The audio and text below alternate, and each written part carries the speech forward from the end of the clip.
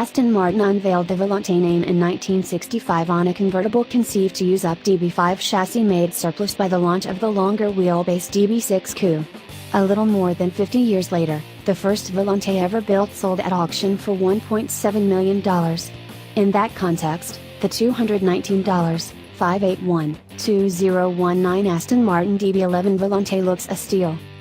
A word of warning before you cash in the 401k to invest in Aston Martin soft-top futures. However, back in 1965 Aston only had 37 leftover DB5 chassis to work with, making those original Volantes the rarest Aston Martin convertibles of them all. The new DB11 Volante, by contrast, is expected to account for about 50% of DB11 sales when it arrives in the US later this year. Aston will sell more DB11 Volantes a month than the entire production run of the original. The DB11 Volante shares its 503 horsepower, AMG-sourced 4.0-liter twin-turbo V8, 8-speed automatic transmission, and suspension and brakes with the DB11 V8 Coupe launched last year. The hood, front fenders, and doors are shared, too, along with much of the underlying structure ahead of the windshield. What's different? The exterior changes are obvious, though they're more subtly executed than they appear. The bone line along the new rear fender runs 0.4 inch higher over the wheel opening before curving gently downward toward the tail, and the top surface of the fender is more horizontal. Aston engineers also worked hard to ensure the cloth roof folded down into a stack just 10.2 inches tall. As a result, the DB11 Volante is endowed with a low, languidly voluptuous profile few modern convertibles can match. And unlike many convertibles, it's achingly gorgeous even with the roof raised. The backlight is impressively fast for a soft top, the roof line streaming back from the windshield header to the trunk in a single glorious arc. No roof means the Volante doesn't get the DB11 Coupe's raw-blade active aerodynamic system, which ducts air through the rear fenders and turns at 90 degrees to exit vertically through the trunk lid just ahead of an extendable gurney flap to create an air curtain spoiler. Instead, the Volante has only the extendable gurney flap. Aston engineers say high-pressure air stays closer to the Volante's longer, flatter rear deck, so the system isn't needed. The Volante weighs 242 pounds more than the V8 Coupe, or about as much as a V12 DB11.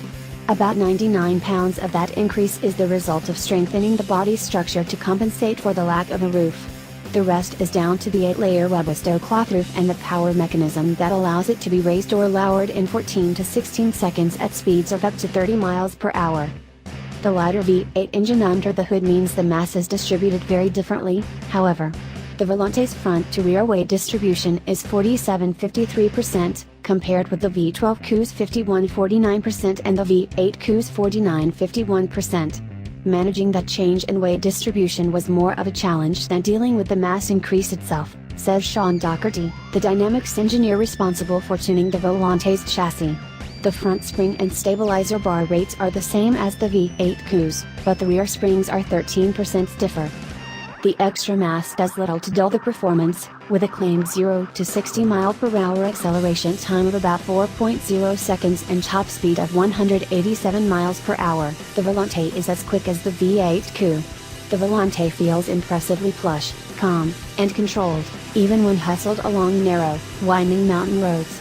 It's more agile than the nose-heavy V12 Coupe, more measured than the V8 Coupe, and more involving than Ferrari's new Portofino, a car that is the Volante's direct rival in terms of price, presence, and performance of intended function.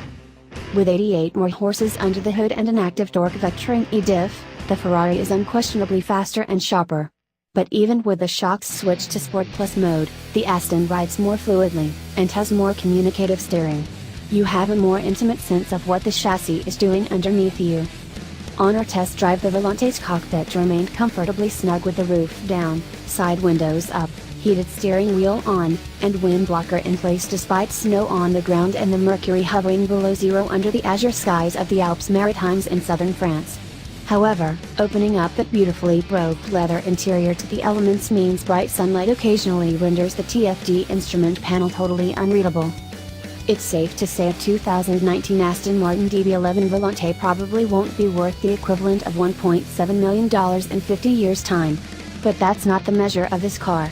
In terms of the here and now, its stunning good looks, sophisticated road manners, and everyday usability make it the most accomplished Volante Aston Martin has ever built.